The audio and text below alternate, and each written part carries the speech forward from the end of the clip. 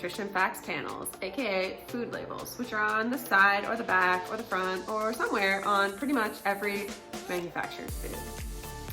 Let's look at a few and talk about what's essential on them, where you find different information.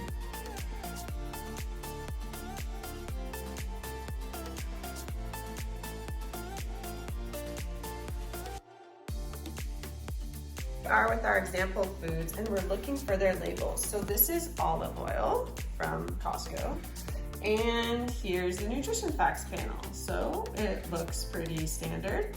Well, here's some peanut butter. There's one again. Hello. The bread does not have a nutrition facts panel, and this is because this is Vermont maple bread, and it was homemade. Smells like maple syrup, and homemade breads won't always have nutrition facts panels. Here's our Kashi Honey Cinnamon Kashi by Kids. See, it says Kashi by Kids, not for kids only. So it's not like Trix. Trix are just for kids, but Kashi I can eat too, and I do. And so you can see, there it is. Ooh, there it is. A little louder. Fruit. I don't see a label on said fruits. There is no label on the fruit unless, let me see if I can find you an example. We're in the fridge. This is an exciting field trip. I know what I'm looking for. These are yellow kiwis. Have you not had a yellow kiwi? Yellow kiwis are so good. Here's some yellow kiwis, and because they're packaged like this, they actually do have a nutrition facts panel. But most fruit will not. You can even see I have some blueberries. The blueberries, even though they're in a package, do not have to have a nutrition facts panel. So our fruits and our veggies are not necessarily going to have nutrition facts panels. And then sometimes things like the homemade bread, you also will not find nutrition facts panels on. But things that are widely distributed and that are not fruits and veggies have to have nutrition facts panels. And the nutrition facts have to display certain elements. So let's talk through what those are using ice cream as our example.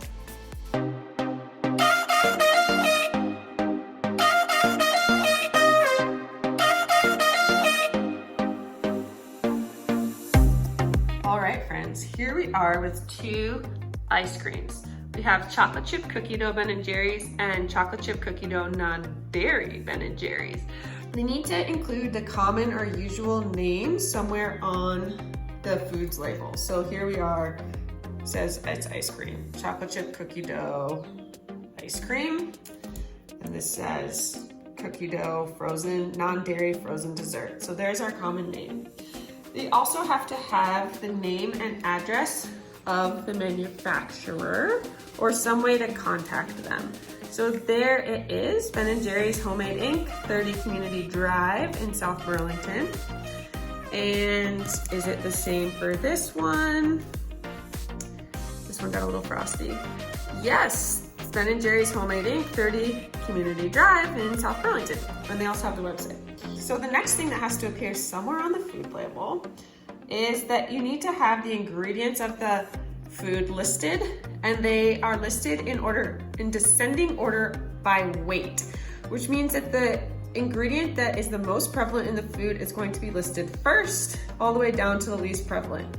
So here are the ingredients for the regular ice cream: cream, skim milk, liquid sugar, water, wheat flour, sugar, brown sugar, egg yolks, butter, expeller pressed soybean oil, eggs, coconut oil, chocolate liquor, vanilla extract, cocoa, cocoa powder, salt, molasses, guar gum, cocoa butter, natural flavored, carrageenan, milk fat, and soy lecithin. So in this example, cream is the most prevalent ingredient and soy lecithin is the least prevalent ingredient. The other thing to notice is that for some ingredients, there are almost like sub-ingredients. So the liquid sugar, when you see liquid sugar, you then see in parentheses sugar and water. So anything that appears in parentheses, that means that it's the ingredients of the larger ingredient. So the liquid sugar is made up of sugar and water. Let's check out the non-dairy. So the non-dairy has almond milk, which is made up of, because we see parentheses, water and almonds. It also has the liquid sugar, which is sugar and water, coconut oil, wheat flour, sugar, corn, syrup, solids, brown sugar, pea protein, expeller pressed soybean oil, cocoa processed with alkali, vanilla extract, sunflower lecithin, chocolate liquor, tapioca flour, molasses, natural flavors, coconut, salt, guar gum, caramelized sugar, syrup, soy lecithin, locust bean gum, cocoa butter, and cocoa powder. Okay, so far we've identified they have their common or usual name, they tell us where they're made or where we can contact them, and then they list the ingredients by weight. The next thing that they have to have is any essential warnings. So they should have any warnings about allergies, and here it is. Contains milk, wheat, eggs, and soy. See that in capital letters? It has to have that. That's on the regular. And we also see that on the non-dairy. Contains almonds, wheat, coconut, and soy. May contain other tree nuts. So it identifies these allergy warnings. Cool, cool, cool.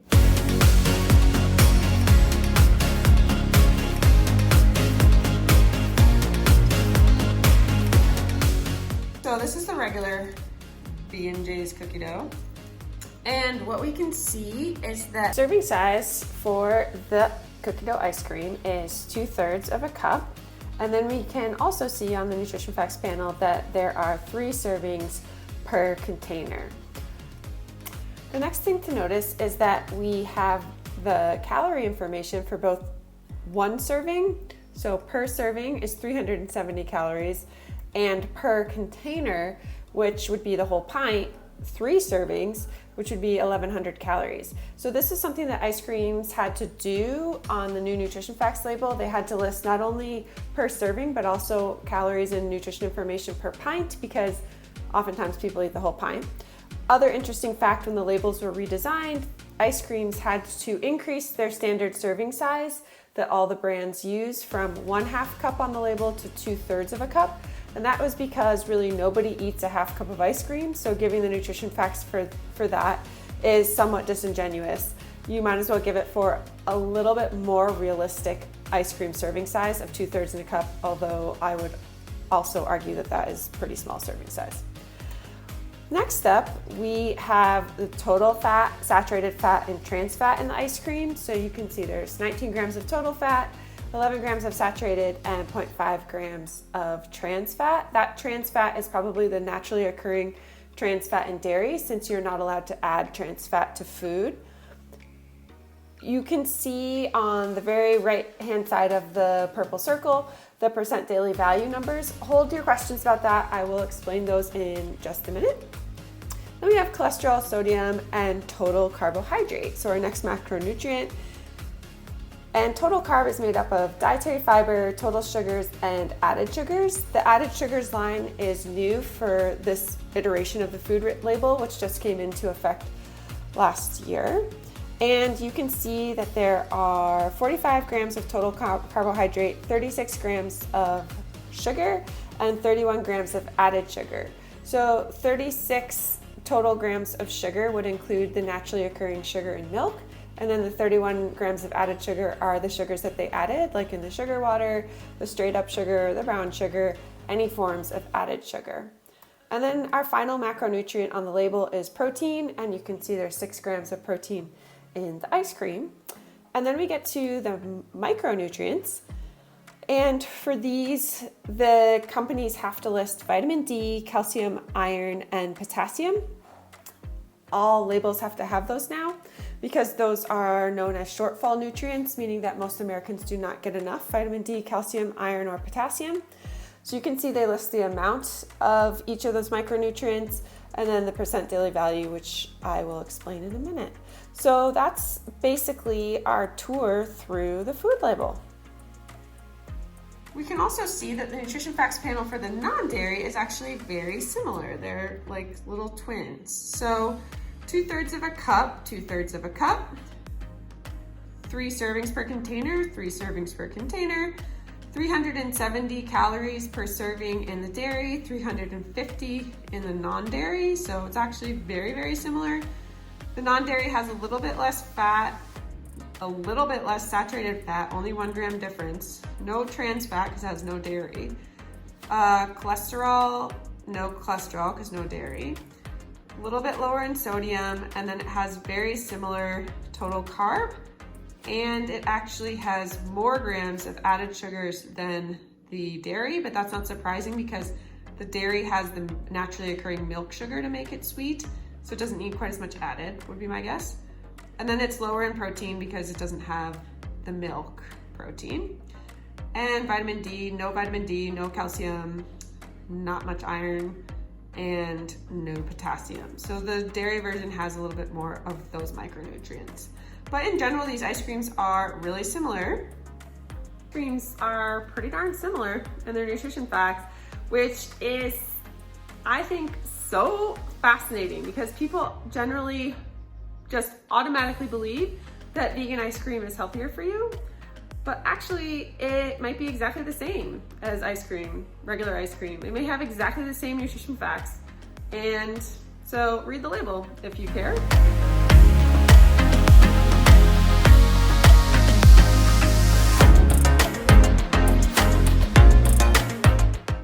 The daily values, what are they and how do you use them? Well, they're actually defined for us right on the food label. So the daily value tells you how much a nutrient in a serving of food contributes to a daily diet. 2,000 calories a day is used for general nutrition advice. So the percent daily values on the nutrition facts panel are telling us if we ate 2,000 calories a day, how much would one serving of this food, this ice cream, contribute to our macronutrient and micronutrient intake goals if we were eating 2,000 calories a day. Now, a few problems that to note. One is that many people don't eat 2,000 calories a day. That's either too many or too few calories for them. So that already minimizes the usefulness of the daily values. But if you did eat 2,000 calories a day, then you could look at the percent daily values and say, okay, one serving of this ice cream is going to meet 24% of my total fat requirements, 27% of my total cholesterol requirements, 16% of my total carbohydrate requirements, and 62% of my total added sugar requirements or recommendations. And then with the micronutrients, you can see that in one serving of this ice cream for someone eating 2,000 calories a day would potentially meet 4% of their vitamin D, 10% of their calcium, 10% of their iron, and 6% of their potassium. So that's what the daily values are there for. They are a kind of a reference for if you're eating 2,000 calories a day, how much of your nutrient intake goals would be met by eating one serving of a product. So the daily values are not very useful for you as a person trying to figure out if you're meeting your macronutrient requirements, because most people are not going to be trying to eat 2,000 calories a day. For one, we all have different calorie intake requirements. And the second issue with the daily values is that, especially for the micronutrients, they're based off of the highest RDA for whatever population group has the highest RDA. It's based off of that. So for women, for example, their RDA for iron is much higher than men. We'll learn about this, but women's is a lot higher because women lose iron every month when they have their period and they bleed. A lot of iron is in red blood cells, so when you lose them through menstruating every month, super fun, you can be lower in iron. So women need to eat more iron to maintain their iron stores versus men who don't lose iron in the same way. So the RDA for iron for women is much higher than men, and that's the one that's used on the daily values. So for men, even though like the ice cream only met, I think 4% of your iron requirements on the daily values, that's for women because they have the higher RDA. For men, it would be a higher percent. So daily values are really not helpful for helping you figure out if you've met like your calcium requirement, for example. Don't use them for that. What you can use them for is seeing which food might be higher in a certain nutrient. So if we wanted to look at these ice creams, and figure out which one has more calcium, we can use the daily value for that. So let's look at that. Look at these two ice creams and figure out which one has the more calcium. We can use the daily value for that. So here we have calcium, 140 milligrams, 10% of my daily value in the dairy. In the non-dairy, we have calcium, 0 milligrams, 0%. So if I was trying to maximize calcium, I could say, okay, this is 0% of my daily value. This is 10%, I should eat the dairy one. Now, you could also just do that by looking at the number itself, but some labels won't, they used to not have to have the number, so sometimes you won't find it, but you find it more now. So it's much more helpful because you can just look at the actual amount of calcium versus having to use the daily value, but it used to only have the daily value. So you can use daily value for comparing across food, but it's not very helpful for anything else.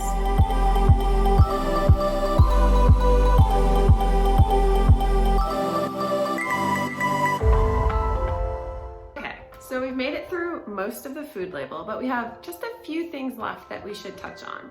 And those are the things that you may see on a food label. So we've talked about all the different things you have to see on a food label. They have to include the nutrient content, they have to include the ingredients, the manufacturer's address, the daily values, etc. But they may include health claims or nutrient claims. So there are 3 different types of claims. There's a nutrient claim, and these are really based on specific nutrients, and they're very factual too. So they could see things like low fat, low cholesterol, high fiber, and things like low sodium. So these cannellini beans say low sodium. And that all of these terms are defined by the Food and Drug Administration. So if a food says that it's low in sodium, it's meeting a certain sodium level per serving. So you can pay attention to nutrient claims if they're of interest to you. But there's 2 other types of claims that are like sketchier. There are health claims, which are also FDA approved. So on their own, they could be quite useful. So there'll be things like a yogurt supports digestive health because it has probiotics. And that will be evaluated by the FDA, shown to be factual, and the yogurt could list this health claim. But the problem is there's another type of claim, and that claim is called a structure function claim that is not evaluated by the FDA, but is incredibly similar to a health claim.